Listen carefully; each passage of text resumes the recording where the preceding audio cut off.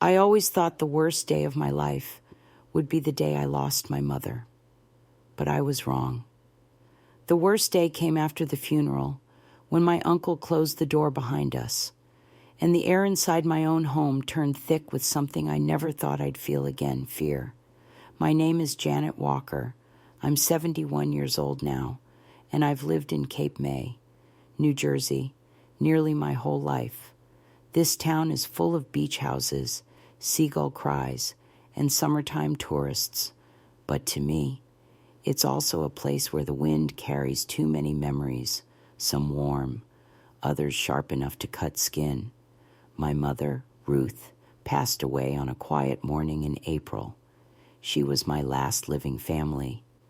After decades of living alone, it was the two of us again, just like it used to be when I was a child. I became her caretaker, pushing her wheelchair, helping with meals, reading to her by the window. Losing her felt like the last string tying me to this world had been cut. The funeral was small, a modest service with only a few neighbors and the church ladies who remembered my mom's peach pies from the community bake-offs. And then there was Harold, my father's younger brother, Uncle Harold, the man I hadn't seen in over 30 years, showed up in a dark overcoat, his hair fully white now, and eyes that didn't quite match the smile on his face. I still remember the way my stomach tightened when he hugged me outside the church.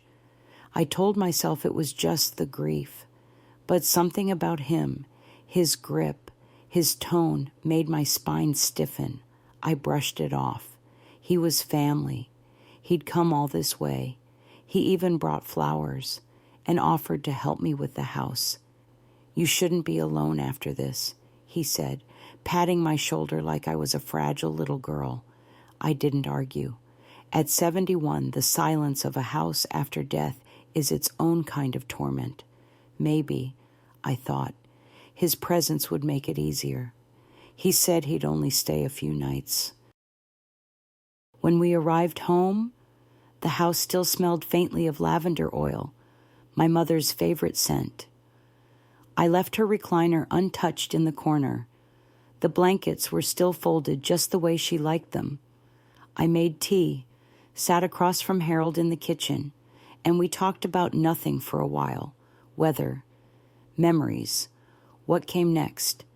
He told me about his life down south, his failed marriage, and how he'd always meant to reconnect with us, but didn't know how. I wanted to believe he was being honest. The first night, I made up the guest bedroom, but Harold said his back ached and asked if he could sleep on the recliner in the living room instead. I agreed it seemed harmless. And honestly, I didn't want to fuss. The days after the funeral bled together like watercolor in the rain. Grief does that. You lose track of time, of meals, of where your mind wanders when you're not looking. I found myself staring out windows, talking to myself, clutching my mother's rosary even though I'd long stopped going to church. Harold stayed longer than he said he would, and I didn't ask him to leave. I was too numb, too tired, too polite. But then, things began to shift. It started with how he walked around the house like it belonged to him, how he'd comment on my clothes, or stand too close when I cooked. He'd joke, laugh, then watch me a little too long. I told myself I was being sensitive, overthinking. Who would believe a 71-year-old woman could still feel that kind of danger? I was about to find out just how wrong I was. One evening, after a long day of trying to sort through my mother's belongings, I went to bed early. I had barely drifted off when I heard the soft creak of the hallway floorboards. I knew those sounds. Every whisper of that house was familiar to me. But this sound wasn't comforting. It was deliberate, slow. Then my bedroom door opened. I froze. "Janet," he whispered, voice low and sickeningly smooth. "I just wanted to check on you. What happened next is something I will share, because keeping it silent would only protect the wrong person. But that night shattered the illusion that age or relation can protect you from betrayal. I had let the wolf into my home, thinking he was family. But I wasn't that naive girl anymore. And this time, I would not stay silent. Before that night, if anyone had asked me about Uncle Harold, I would have said he was a quiet man who disappeared from our lives when I was just a teenager. He was the kind of relative who sent Christmas cards once every few years, always signed with a shaky Uncle H. I never really knew him beyond that. But to understand why I let him into my house so easily, you'd have to understand the way I was raised. I was born in 1954, the only child of Donald and Ruth Walker. My father was a carpenter's strong hands, calloused palms, and a gentle voice he reserved only for my mother and me. My mother was a homemaker, the type who never let a neighbor leave without a slice of pie. We lived in the same small Cape Cod-style home on the southern tip of New Jersey, tucked behind the sand dunes and seagrass of Cape May. Our house was modest, but full of warmth. Harold was my father's younger brother by 6 years. I remember him as the charming teenager who'd stop by on weekends, always smelling of engine grease and cigarettes. He had this grin that made people laugh and eyes that rarely stayed still. When I was little, I'd run to the door when I heard his motorcycle rumble down the street, thinking he was the coolest person I'd ever met. He'd pick me up and spin me in the air. Back then, I didn't notice the discomfort in my mother's face when he visited. As I got older, I saw less of him. After my father passed away, suddenly heart attack in his sleep, Harold came to the funeral, but didn't stay long. He gave my mother a long hug, whispered something in her ear that made her go pale, and then he was gone again. I was 14 at the time and didn't ask questions. I just knew we stopped talking about Uncle Harold after that. My mother filled the silence with chores, routines, and discipline. She was kind, but strict. Our home was run like clockwork: laundry on Mondays, church on Sundays, soup every Thursday. I learned to be responsible early, helping with cooking, keeping the garden alive, and cleaning the house. We didn't have a lot, but we had enough. I never once felt unloved. But I also learned early on to keep quiet about certain things. Once, when I told my mother that a boy at church had pulled my bra strap, she didn't comfort me. She told me to wear looser blouses. Men will be men, she said. Don't give them reason. That phrase stuck with me. It was how women protected themselves back then, by avoiding, deflecting, shrinking. So, I did what so many girls of my generation were taught to do. I avoided attention. I got good grades, took typing classes, and eventually became a second-grade teacher at the local elementary school. I lived quietly, never married, and spent most of my adult life taking care of others, first my students, then my aging mother. I didn't resent that life. In many ways, I found purpose in it. But looking back now, I realize how deeply those early lessons about silence, about enduring, shaped the woman I became. They made me vulnerable in ways I didn't fully understand until it was almost too late, when my mother's health began to fail in her late 80s. I retired early to care for her. The last 5 years of her life were both the hardest and the most precious. She had dementia toward the end some days. She thought I was her sister. Other days, she didn't recognize me at all. But in her clearer moments, she'd take my hand and whisper things like, "You've always been stronger than me, Janet. I wish I'd taught you to be louder, louder." That word haunted me. My whole life had been quiet, safe, predictable. But safe doesn't mean invulnerable, and predictable doesn't mean just. By the time she passed away, I was 70 years old and completely alone. No siblings, no cousins nearby, just me in that little house filled with shadows and tea-stained memories. So when Harold showed up at her funeral, smiling like no time had passed, I welcomed him with a kind of desperate familiarity. He was my father's brother, after all. Blood, but blood, as I would learn, doesn't always mean love. I wanted to believe the best of him. I wanted to believe that he came out of respect for my mother, to reconnect with me after decades of distance. I wanted to believe that maybe, just maybe, I didn't have to grieve alone. I think that's why I didn't listen to the little voice in my gut when he asked to stay a few days. That voice had been quieted so many times over the years by culture, by fear, by politeness that I barely recognized it anymore. But it was there, and it was right, because the man I let sleep under my roof was not a grieving uncle. He was a predator, and the child inside me, the one who once ran toward him with open arms, was about to finally see the truth. The day of the funeral was gray in every sense of the word. The sky hung low over Cape May, draped in thick clouds that threatened rain but never followed through. Even the sea seemed subdued, as if holding its breath in mourning. It felt fitting. My mother had always loved the ocean, its rhythms, its mysteries. We had scattered my father's ashes there years ago. Now, she would be buried beside him at the small cemetery just beyond the old lighthouse.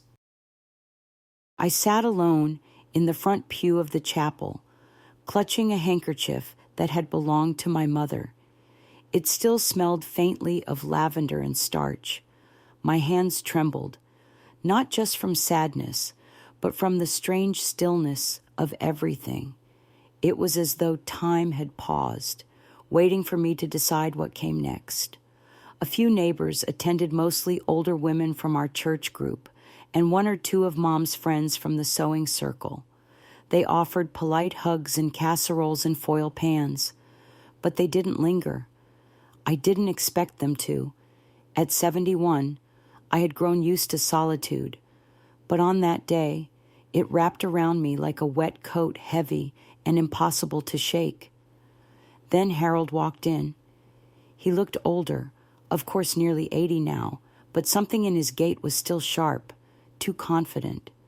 His silver hair was neatly slicked back, and he wore a navy suit that hung just a little too well on his wiry frame. When his eyes met mine, I felt something strange crawl down my spine. "Janet," he said softly, stepping forward and opening his arms.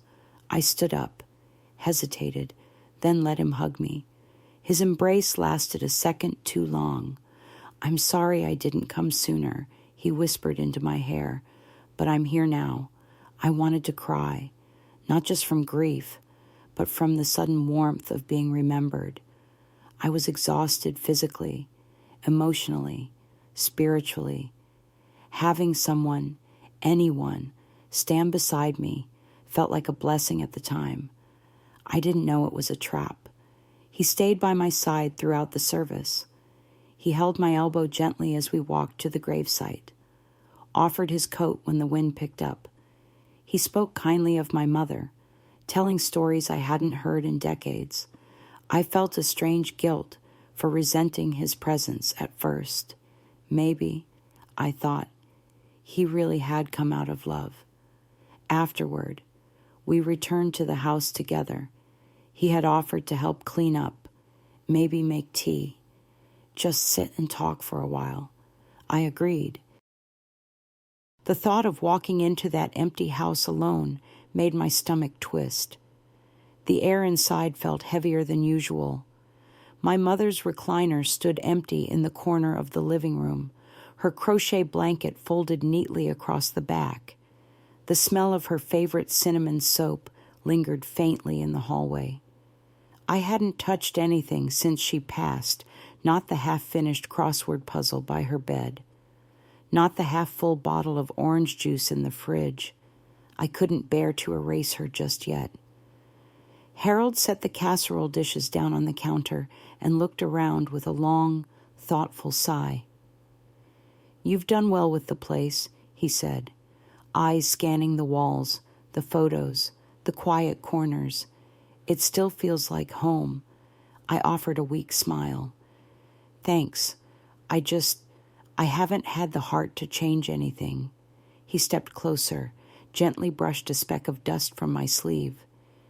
"You've been alone too long, Janet." That sentence stayed with me all night. He insisted on staying to help with dinner. I boiled pasta, heated up one of the casseroles, poured us both a glass of wine even though I rarely drank. We ate in silence for the most part, with the radio humming softly in the background. It felt strange, domestic, even comforting. At one point, I almost laughed, thinking how surreal it was to have company in my home again after so many years. After dinner, I offered him the guest room, but he declined, said his back hurt, and he preferred the recliner. I didn't press. My body ached for sleep. I took 2 Tylenol and went to bed before 9. But sleep didn't come.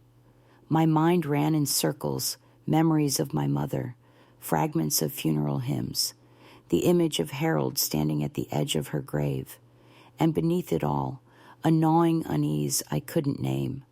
I chalked it up to grief. Then, just past midnight, I heard the sound, a soft creak, then another, the unmistakable sound of someone walking down the hallway. I sat up slowly, heart pounding. The doorknob turned, and my world shifted. Harold stepped into the room, his figure dim in the moonlight spilling through the curtains. He didn't speak right away, just stood there, looking at me with something that froze my blood. "I couldn't sleep," he said finally, voice low. "It's too quiet out there." I clutched my blanket tighter. "Harold, you should go back to the living room." He took a step forward. The scent of whiskey hit me faint but unmistakable. His voice turned almost childlike. "I just wanted to be close. You looked so much like your mother tonight." Those words were like a slap. "Get out," I said, louder now, my voice shaking. He paused. Something dark passed over his face. I said, "Get out." He did, eventually, but not before making it clear with his stare that this was far from over. That night, I locked my door and barely slept. My grief had turned into dread. I was no longer mourning the loss of my mother. I was fighting to protect myself from something far more immediate, and it had a name. It had a face I knew, and it was sleeping in my living room. The next morning, sunlight spilled through the curtains as if nothing had happened. The birds chirped outside, cars passed lazily along the street, and Cape May woke up to another quiet spring day. But inside my house, inside my chest, everything was different. I stayed in my bedroom far longer than usual, clutching my mother's rosary like it could shield me. My mind replayed the scene over and over, Harold's silhouette in the doorway, his breath laced with whiskey, that eerie sentence, "You looked so much like your mother tonight." I felt sick. When I finally opened the door, I moved cautiously down the hall, expecting tension, confrontation, something. But Harold was already in the kitchen, humming as he stirred a pot of oatmeal like nothing had happened. He looked up and smiled when he saw me. "Mornin', sleepyhead," he said cheerfully. "I let you rest. Figured you needed it." I stood there, frozen, waiting for some acknowledgement of what he'd done. But there was none. No shame, no apology. Just that same false cheer in his voice. "I made coffee," he added, pushing a mug toward me across the counter. "Still take it with cream." I didn't answer. I couldn't. He sat down at the kitchen table and opened the newspaper like we were an old married couple. I felt like I was watching a stranger wear the face of someone I used to know. My heart pounded so loud, I was sure he could hear it, eventually. I grabbed my purse and walked out the front door. I needed air. I needed clarity. I needed to think. I wandered down to the beach, the only place in town that had ever made me feel safe. The sea breeze hit my face, cool and briny, and for a moment I could pretend I was just an old woman out for her morning walk. But inside, I was unraveling. I didn't know what to do. Call the police and say that a man had opened my door and made a disturbing comment. He hadn't touched me. Not yet. Not physically. But something about the way he'd looked at me, the tone of his voice, left no room for misunderstanding. And worst of all, he was still in my house. I returned an hour later, only to find Harold mowing my lawn. I figured I'd help out while I'm here.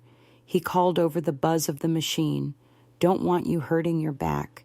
He waved, cheerful, like everything was perfectly normal. I was trapped. In my own home, at my age, I had no one nearby, no siblings, no children, and only a few friends left in town. The neighbors weren't close enough to notice anything, and even if they did, what could they do that night? I locked my bedroom door. I even wedged a chair under the handle. Sleep didn't come easily, but eventually, I dozed off from pure exhaustion. Sometime after midnight, I woke to a soft, scratching noise. I held my breath. The doorknob jiggled, and then silence. I didn't move the rest of the night. By morning, Harold acted like always, cheerful, helpful, chopping vegetables in the kitchen like he belonged there. But I'd had enough. I told him I needed space, that I appreciated his help, but I was ready to be alone. He frowned, pretending to be hurt. "Janet, I came here for you. You shouldn't be by yourself right now. I need to grieve in my own way," I said firmly. "Alone." He didn't argue. Not at first, but I saw at the flash of something cold behind his eyes. A flicker of anger, maybe even entitlement. "Fine," he said at last, "if that's what you want." He left that afternoon, or at least, I thought he did. Hours later, as I was taking out the trash, I saw his car parked just 2 blocks down, facing the house. He was watching me. I reported the incident to the local police the next morning. Officer Denise Ramirez was kind, patient, and careful with her words, but there was little she could do without an actual crime. I hadn't been assaulted, hadn't been threatened explicitly. There was no physical evidence, just my word against his, but she took my statement. She wrote everything down, and she said something I've never forgotten. "You don't have to wait for it to get worse before asking for help." I changed the locks that same day, added a chain bolt to the front door and a security camera over the porch. For the next few days, I didn't sleep more than a few hours at a time. Every noise made me jump. Every shadow seemed to move. My house, once my haven, had become a place of dread. But the worst wasn't over. It was 5 days after the funeral when he returned. I had just finished washing dishes when I heard the knock on the door. Not a gentle one, a slow, heavy knock that made the walls vibrate. I peeked through the curtains. Harold.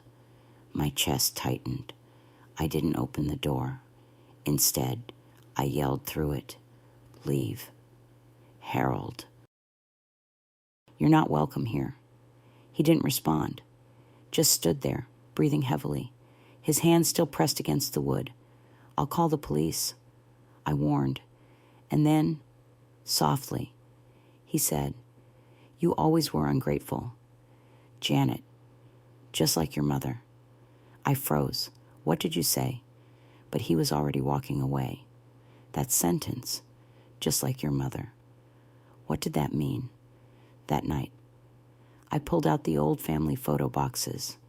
I flipped through pictures, letters, cards, and tucked inside one of my father's old notebooks, I found something that shattered the last pieces of my piece of note, dated 1968 in my mother's handwriting. It read, "He came into my room again last night. I can't let Janet grow up around this." I stared at the note for what felt like hours. My mother had known. She had been hurt by him too, and she had tried to protect me the only way she knew how, by cutting him out completely. I finally understood. Harold hadn't just shown up at my door to mourn. He had come back to reclaim what he once terrorized. But this time, I wasn't a helpless little girl. This time, I was ready to fight back. After reading that note, I sat motionless in my mother's old armchair, the paper trembling in my hands. I must have read it 20 times, each line carving deeper into my chest. The realization that my mother had been abused by the same man who had stood beside her coffin was like losing her all over again. I kept thinking back to the silence that wrapped around her after my father died. How she never spoke of Harold again. How she tensed when his name came up in old conversations or when a letter arrived from him, scrawled in that familiar shaky script. I used to think it was grief or bitterness. Now I knew it was fear. I wanted to scream, to cry, to punch walls, but instead I sat there, paralyzed, because that note didn't just reveal her suffering, it exposed a pattern, one that now included me. For the next few days, I couldn't function. I barely ate. I double-locked every door and kept the living room light on at night. I moved my mother's recliner out of the house. I couldn't bear to look at it anymore. I jumped at the sound of mail dropping through the slot or a passing car's engine slowing near the curb. I was 71, but I felt like a terrified child again, hiding in my own home. And then came the phone call. It was Lorraine Mitchell, my old high school friend and now retired nurse who still lived 3 streets over. She'd heard from someone at the grocery store that Harold had been seen walking around town, asking questions about me, about my routine. My blood ran cold. "He gives me the creeps," she said bluntly. "You okay?" "Janet?" I hesitated. "No, I'm not." That was the first time I admitted it out loud. Lorraine didn't push. She just said, "Come over tomorrow. We'll talk. Bring whatever you need." I hung up and cried for a long time after that. Not because I was scared, though I was, but because someone finally saw me, not as the grieving daughter or the spinster neighbor, but as a woman standing at the edge of something dangerous and dark. I gathered the note from my mother's journal, printed photos of Harold from the funeral, and tucked them all into a manila folder. The next morning, I drove to Lorraine's house, gripping the steering wheel so tightly my knuckles ached. She greeted me in her driveway with a hug so full of warmth and strength that I nearly collapsed. Inside, over coffee, I told her everything, every word, every look, every night I spent locked in my room. When I showed her the note, her lips tightened. "We need to take this to the police again," she said firmly. "This changes everything." We did. This time, Officer Ramirez took one look at the note and called in a detective. They asked more questions, detailed, difficult questions. I answered all of them, no matter how raw it felt. The truth was now bigger than my fear. Over the next few weeks, the investigation deepened. I learned that Harold had a record once sealed due to a technicality. He had been arrested in Georgia in 1979 on suspicion of assault against a woman, but the charges were dropped when she moved away. There was no conviction, no closure, but now, with my testimony and the note from my mother, the police had cause to reopen certain files, and that's when they found her, Marcia Blake, a woman in her 60s now, living just outside Philadelphia.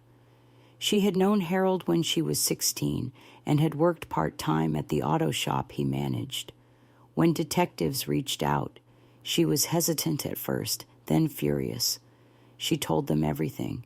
He'd preyed on her, silenced her, threatened her family.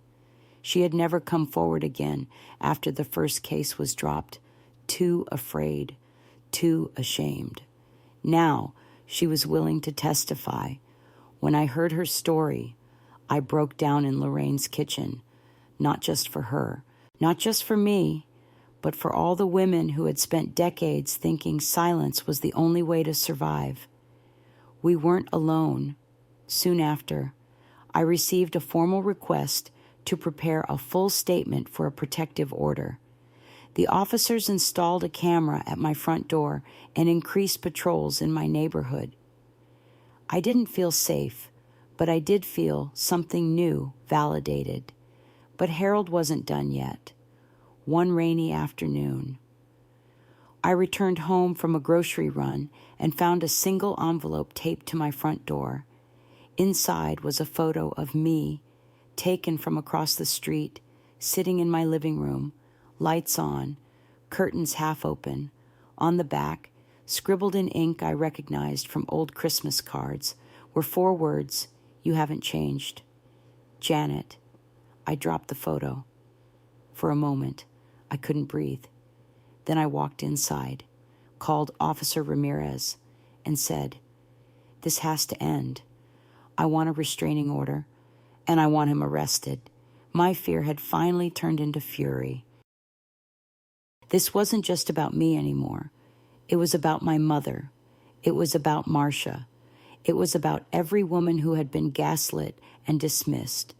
Harold had built his life around silence, and I was going to destroy that silence with truth, with evidence, with every ounce of strength I had left. The day the protective order was filed, the air around my house felt different, lighter, like something heavy had been lifted just slightly. But make no mistake, I was still scared. I had no illusions about how dangerous Harold was, not after seeing that photo. That picture of me sitting alone in my living room, it was his way of saying, "I'm still here. I'm still watching." But something in me had changed too. That old version of myself, the polite woman who kept her head down, who didn't want to cause a scene, was gone. In her place stood someone sharper, angrier, more determined. With Officer Ramirez's help, I submitted every piece of evidence. I had my mother's note, the photo he left on my door, the testimony I'd given, and a journal entry I wrote the morning after Harold entered my room. Lorraine, bless her heart, sat with me as I filled out the affidavits. She held my hand during the hardest parts and reminded me I wasn't crazy. I wasn't exaggerating, and I sure as hell wasn't alone. Within a week, the Cape May police obtained a warrant to question Harold. He was located in a motel 2 towns over. When they brought him in, he acted confused, even charming. "This is a misunderstanding," he told them. "She's grieving, not thinking straight." He'd used that line before, countless times, but this time it didn't work. The new detective assigned to the case, a woman named Detective Morgan Lee, was no stranger to men like Harold. She didn't blink when he tried to flatter her. She didn't hesitate to press when he gave vague answers.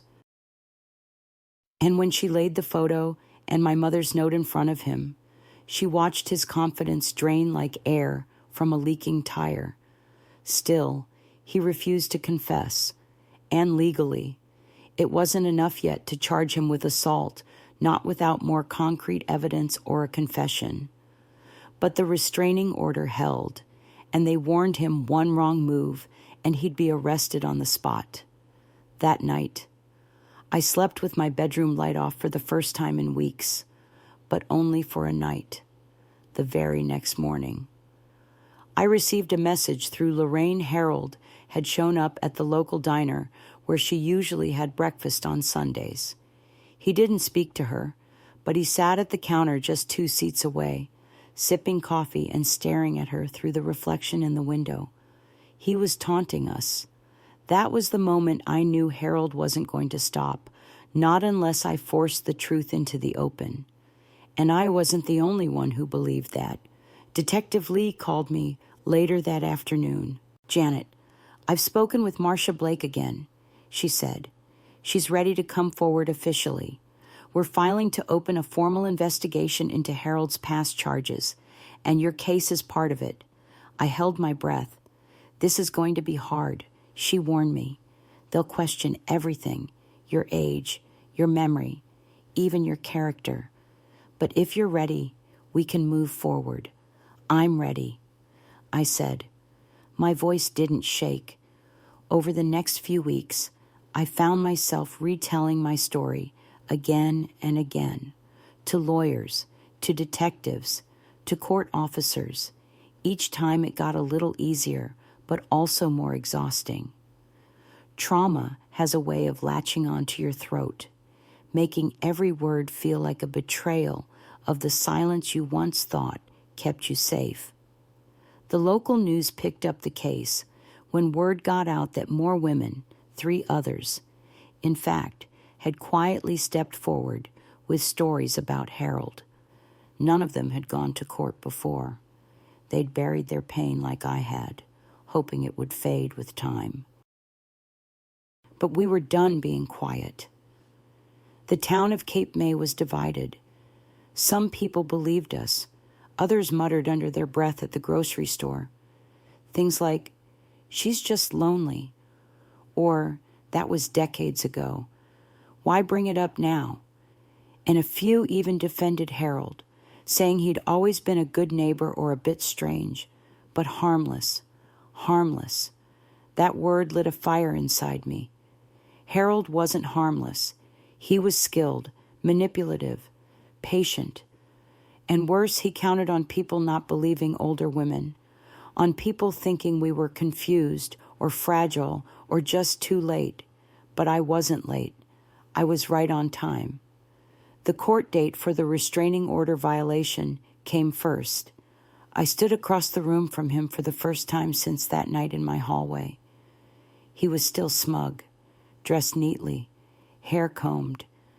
But this time, he didn't smile. Not once. I gave my testimony. My voice didn't shake. My knees did, but only a little. I read my mother's note out loud, pausing when I felt the sting behind my eyes. Then I handed over the photo, the letter from Marcia, and the police report from that night. The judge granted a permanent protective order. Harold was barred from coming within 500 feet of me, Lorraine, or any of the other listed witnesses, and that was just the beginning, because now the case was going criminal. Detective Lee called again 2 days later. "We have enough to press charges. If you're willing, Janet, we'd like to move forward." "I am," I said quietly. But inside, I felt the strength of generations behind me, my mother, her silence, and the women who finally found their voices. I wasn't just doing this for myself anymore. I was doing it for all of us. The courthouse in Cape May wasn't large or grand, but when I stepped inside that first day of Harold's criminal trial, it might as well have been a mountain. Every footstep echoed. Every stare felt like it lingered too long. I had never felt so exposed, but I kept walking, head high, shoulders back. Lorraine was already waiting in the hallway, holding a small thermos of tea and a look in her eyes that said, "You're not alone," behind us. 2 of the other women who had come forward, Marcia Blake and a woman named Diane Curry, sat quietly, their faces tight with emotion. They didn't know each other before this, but now we were bound together by the same pain, the same predator, and the same pursuit of justice. Harold entered the courtroom, wearing a gray suit, his hands folded calmly in front of him. He didn't look at me, didn't look at any of us. That was his way, pretend nothing was wrong, keep the mask on. But it didn't matter anymore. We were here to tear that mask away. The prosecution started with my testimony. I had practiced it with the DA's office, gone over every detail, every moment that mattered. Still, standing there in front of strangers, trying to explain what Harold had done. What he had almost done was the hardest thing I'd ever done in my life. I told them about the funeral, about the first night, about waking up to the sound of my doorknob twisting in the dark. I showed them the photograph, the one he left taped to my door like a sick message. I read my mother's note again, this time to a room filled with people. I felt her presence in every word. When it was the defense's turn, their strategy was clear. They tried to paint me as confused, lonely. They pointed out my age, asked if I took any medications, hinted that grief could cause people to misinterpret events. I held my ground. I'm 71, not senile, I said into the microphone, locking eyes with the defense attorney. And my mind is clearer now than it's ever been. Then Marcia took the stand. Her voice shook, but her words were powerful. She spoke of the first time Harold cornered her at the auto shop where she worked as a teenager, of the threats, the shame, the years she kept it buried because she didn't think anyone would believe her. And then came Diane. She was older than I was, near 80, and had traveled from another state to be there. She told the court about Harold's behavior in the 1960s when he'd been her neighbor, how he groomed her younger sister and threatened her when she confronted him. Her sister had since passed. But Diane carried her truth like it was a flame that had never gone out, piece by piece. We told the story of a man who had moved through life undetected, hurting women, manipulating trust, hiding behind charm and family ties. And now, finally, that story was being heard.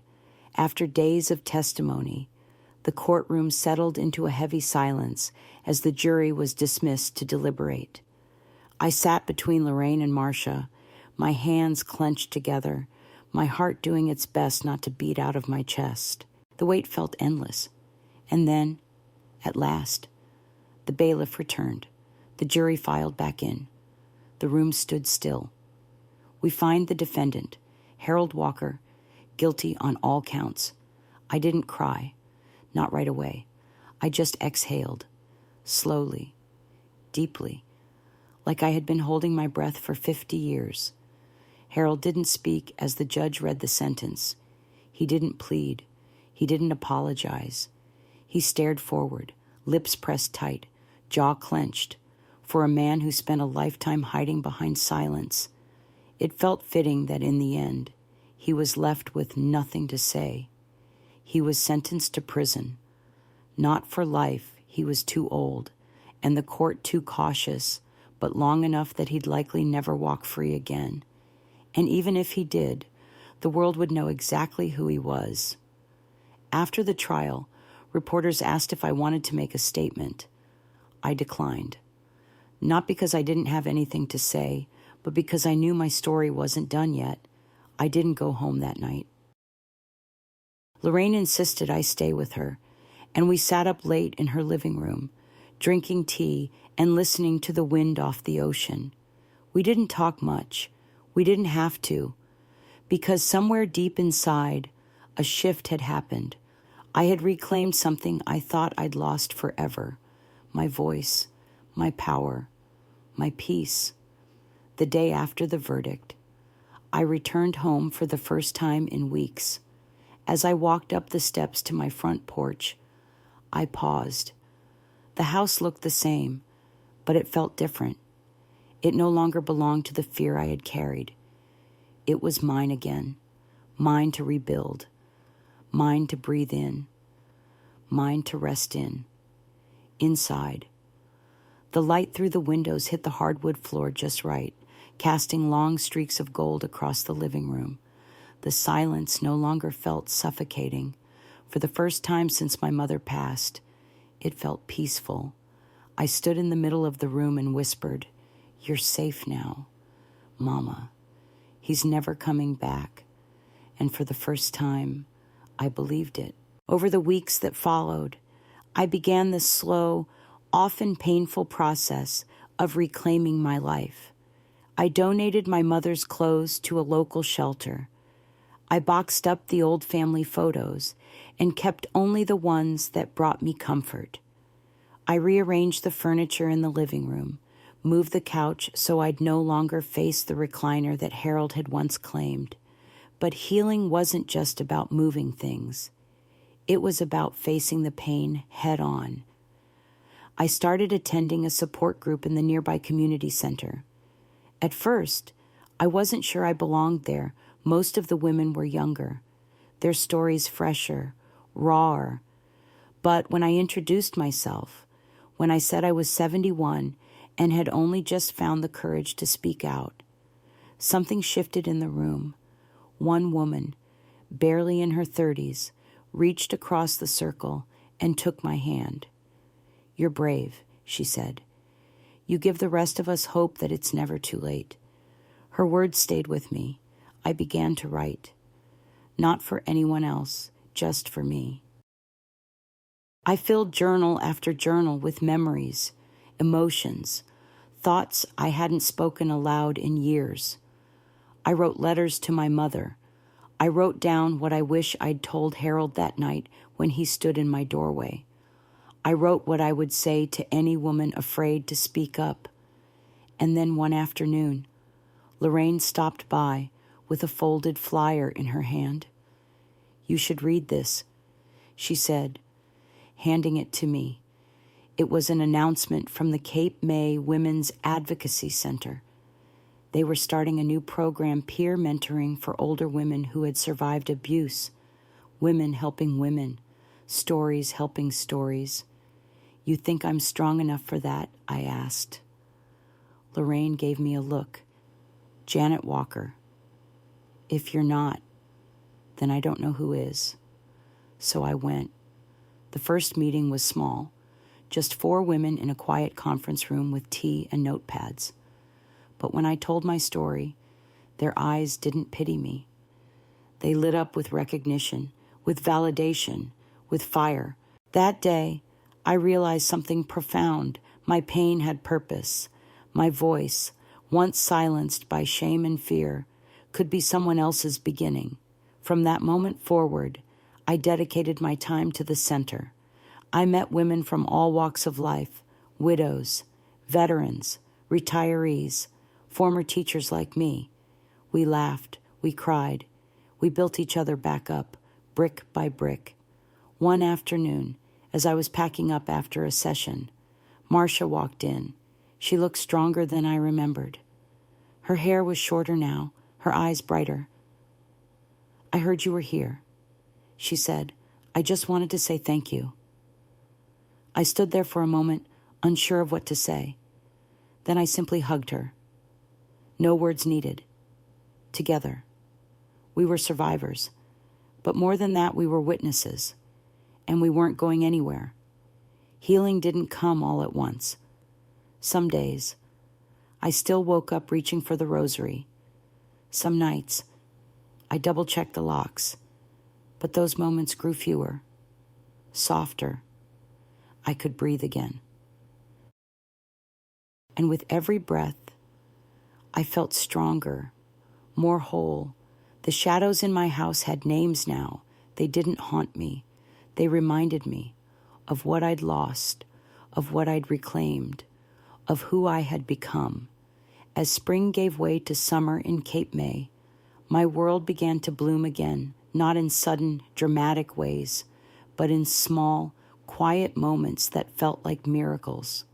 I planted a new garden in the backyard. Tomatoes, rosemary, zinnias, my mother's favorites. Each morning, I'd walk barefoot in the dew-damp grass and whisper her name as I watered the soil. We're still growing, Mama, I'd say, even now. At the Women's Center, I became a regular fixture. The staff started calling me Miss Janet, a title that made me smile every time. I wasn't just a mentor. I was a listener, a storyteller, a shoulder for others to lean on. I held space for women who were still finding the courage to speak. And I reminded them gently, honestly, that healing was never linear, never perfect, but always possible. It wasn't just the women I helped. I think they saved me, too. One afternoon, a soft-spoken woman named Nina came to the center. She was 76, with silver curls and the look of someone who had carried too many secrets for too long. She didn't speak for the first 3 meetings, just listened, watched. Then one day, she stayed after everyone had left and said to me, I didn't know I was allowed to be angry. I took her hand. We're allowed to be everything, angry, hurt, brave, free. In helping her, I heard echoes of my younger self, so polite, so scared, so willing to make herself small to survive. And in seeing her begin to open, I saw proof that it's never too late to begin again.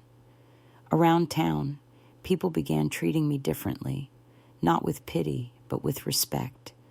I wasn't just Janet Walker, the quiet woman from the edge of town. I was the woman who stood up, the one who spoke. Some of the same folks who had whispered behind their hands during the early days of the investigation now nodded at me in the market, dropped off donations for the Women's Center, or stopped to say, I admire what you did. And still, I kept writing. My journals became full pages of memories, reflections, and prayers. Lorraine encouraged me to submit one of my essays to the local paper. I hesitated, afraid to be that vulnerable again. But then I remembered the photo Harold left on my door. He had wanted me to be afraid in my own home. Now, I was putting my words on doorsteps all over town. The essay ran on a Sunday.